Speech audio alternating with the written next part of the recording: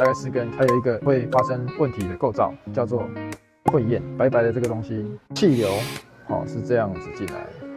但是我们的食物呢是这样子进来的。这个会厌呢，就是在这边当个守门员的角色，让食物进来的时候可以直接进到食道，但是气流进来的时候又可以让我们吸到气进到气管。那这个会厌呢，它有时候太长，气流进来的时候刚好打到这边，然后就进不到我们的气管。在这个地方，